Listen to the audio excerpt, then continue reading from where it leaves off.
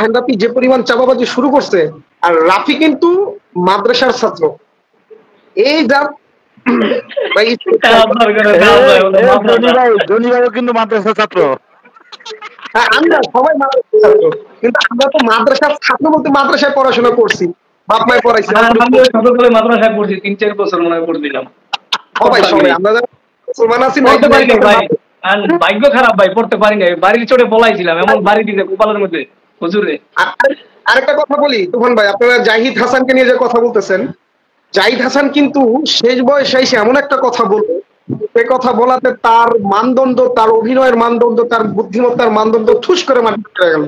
আমি এটা 2-3 দিন মানে আজকে সারাদিন দেখছি, এবং আমি এইতেছিলাম যে কিছু একটা বলবো। আমি একটা কথা বলতে চাই, জাহিদ হাসান হচ্ছে বাংলাদেশ যখন শাকিব খান সিনেমা ইন্ডাস্ট্রিতে এন্ট্রি নেয় 2007-06, তখন জাহিদ হাসান জন্টু মন্টু 2 ভাই। তখন জাহিদ হাসানের একটা সিনেমা আছে যেটা ওই ফরম্যাটে 90 মানে 90 mm এর ফরম্যাট, বুঝছেন? জাহিদ হাসান সিনেমা করার জন্য বাংলা ইন্ডাস্ট্রিতে চেষ্টা করছে। হ্যাঁ, ওই সিনেমার শুটিং করছে আমাদের কমলাপুরে। আমি সে ভদ্রলোককে এখন স্টুপিড বলবো এই কারণে, আপনি মাস্টার্স কমপ্লিট করছেন কিংবা আপনি এসএসসি কমপ্লিট করছেন, এখন আপনি এসএসসি কমপ্লিট করে যদি আপনি ক্লাস 8 এর ছাত্রকে সম্মান না করেন, রেসপেক্ট না করেন, তাহলে কিন্তু আপনার সেই এসএসসি সার্টিফিকেটের কোনো দাম নেই, বুঝছেন ভাই?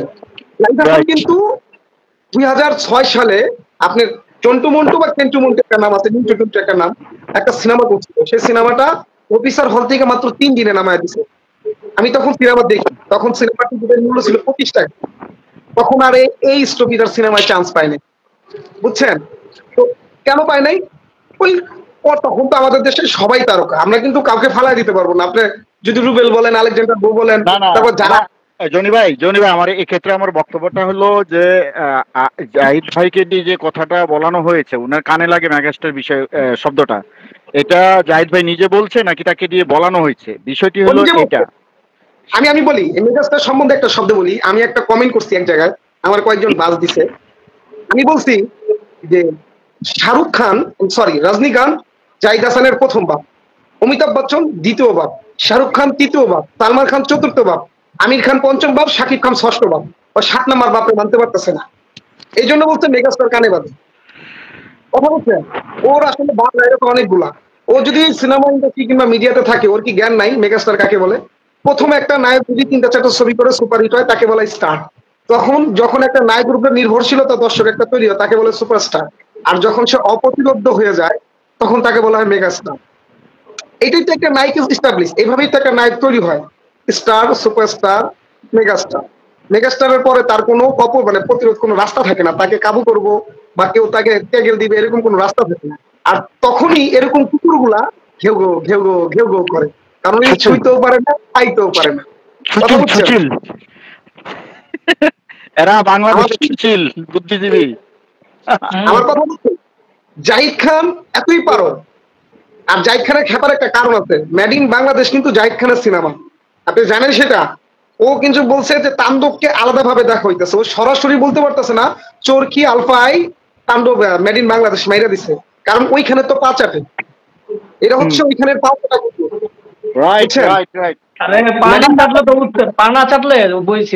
উৎসব নামাই দিত টাইমটা, সিন্ডিকেট করে রাখছে রাফি, এবার আলফাই ওরা শাকিলে তো সিন্ডিকেট, বড় সিন্ডিকেট আলফা চরকিরে উৎসব। হ্যাঁ, ওদের উৎসব তো চরকির এটা ছবি, কিন্তু এখানে তাণ্ডব চলতো না, উৎসবের শোই দিত না।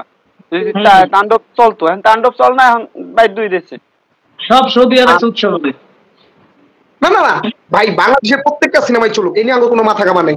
আমরা চাই শাকিব খানের সাথে কম্পিটিটর আসুক। আমরা এমন একজনের ভক্ত যে সবাইকে মনে করেন যে ক্লিন বোল্ড করে দিতে পারে, বুঝছেন? ক্লিন বোল্ড বুঝেন? আপনি ভালোবাসবেন না সেটা তো হবে না।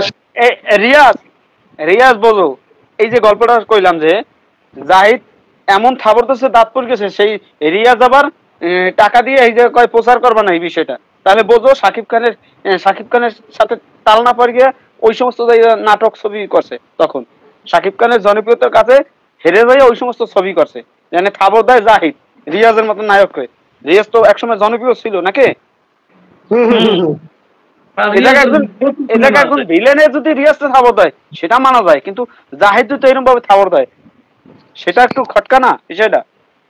যে এই সমস্ত ক্যারেক্টার করতে গেছে, পরে বলদ বানাই থাকতেছে ও জায়গা।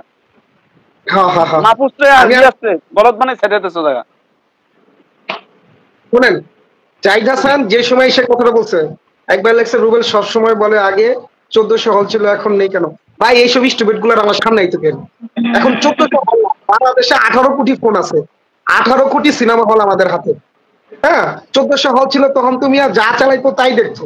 ওই মেয়ে কমলার বনবাস কি দেখার মতো ছবি, হাঁটতে গেলেও গান গায়, মুততে গেলেও গান গায়, দেখার মতো ছবি। শাহাদুদ্দিন নিশাদ ভাই, ওই 1400 হল জায়গা মতো ভরে দিতে হইবে। এখন তো 1800 কোটি হল। ওই শালারা একবারও বলে না যে তখন মোবাইল ছিল না, কিছু ছিল না, একজন নায়ক নায়িকা দেখতে হলে ভিউ কার্ডে দেখা লাগছে। যে বাল দেয় ওই বালি দেখে, যে বাল দেয় ওই বালি দেয়, চলতো। আহেন না, এখন আহেন না, মাঠের ভিতরে মাঠ তো খালি। শাকিব খান মেলে 112টা হল নাই, আপনি নেন ভাই। তাণ্ডব এবার চলে নাই, বললাম তো। যেসব হলে চলছে এইসব হলে মাগিবাজি করছে, আমি নিজে সাক্ষী, আমার কাছে ডকুমেন্ট আছে। বিজয়, তারপরে আরেকজন ভাই আছেন, তুফান ভাই আছেন, আপনারা চাইলে আমার কাছ থেকে ভিডিও গুলো, ফটোস গুলো নিতে পারেন। ওইখানের একজন, আমি তার নাম বলবো না, হল কর্তৃপক্ষ বলবো না, মানে আছে একজনের সাথে আমি সম্পর্ক করছি, ও আমাকে এগুলো দিছে। তুফান ভাই, আমি হলের নামটা বলছিলাম, মনে আছে? হলের নামটা এখানে তুলতে চাই না। হ্যালো তুফান ভাই, তুফান ভাই পান খাইতে গেছে নাকি? পান খেতে গেছে। আচ্ছা। আর 1400 মান্না বেঁচে থাকতে 500 হল ছিল, মান্না বেঁচে থাকতে 500 হল ছিল। এই শালারাই এইগুলো কেউ বলে না, এগুলো কেউ বলে না। তখন 500 হল ছিল, মান্না বেঁচে ভাই শুনেন, সারা বছর কিন্তু মফস্বলে কোনো হল থাকে না, জানেন? কোনো হল থাকে না, থাকে খালি ঢাকা শহরে। আর সিনেপ্লেক্স ছাড়া সিনেমা চলবে না। এই সিনেমা ইন্ডাস্ট্রি নষ্ট করার জন্য যদি পরিচালকরা দায়ী থাকে, তার চেয়ে বেশি দায়ী হচ্ছে আপনার হল মালিকরা, বুঝছেন? তার চেয়ে বেশি দায়ী। শাকিব খানের তাণ্ডব যে হলে চালাইছে, বাইরে ভাই আমার জীবনে আমি এরকম হলে কোনোদিন ঢুকি নাই। ছোট থেকে মধুমিতা আর বিচারের ছবি দেখছি তো, এখন সিনেপ্লেক্স না। ওই জায়গায় তো আমার ওই জায়গায় তো বরবাদ চলছে, জন্মের চলা তখন চলছে। দর্শকরা কি পা, দর্শকরা প্রযোজকদের সম্মান করে। ভাই তোমরা সিনেমাটা বানাইছো, টাকাটা নিয়ে যাও, কথা বলছেন? তাণ্ডব মাত্র 1.5 লক্ষ টাকায় দিচ্ছে, মাত্র 1.5 লাখ। আমি তাকে প্রশ্ন করলাম, আপনার টাকা কি রিকভার করতে পারবেন? উনি আমার বলে, ভাই এই কথা তো বলা যাবে না, কারণ তারা তো মনে করেন যে মাইকিং করতেছে যে সুপার ডুপার। এখন যদি আমরা বলি যে চলবে না, তাহলে তো অপমান হবো, আমাদের আর সিনেমা দিবে না। এলা চিন্তা করেন কোন মেন্টালিটি নিয়ে তারা সিনেমা চালাইতেছে। তাণ্ডব আমি 3টা টিকিট নিয়ে ঢুকছি ভাই, আমার বন্ধুর বউ, আমি ঢুকবো তো, আমার বন্ধু বউকে আনতে গেছে, আমি হলের পরিবেশ দেখে আমার ফোন দিয়ে কইছি তোর বউ আনা লাগবো না, আমি বাইরে দিতেছি। হলের ভিত্তি স্মোকিং করতেছে, তারপরে দোতলায় মেয়ে মানুষ নিয়ে উঠছে, 600 টাকার টিকিট, একটা মেয়ে 600, ছেলে 600। তো বুঝে না, একটা ফ্যামিলি যখন যেরকম দেখবে। আর ওইখানে কিন্তু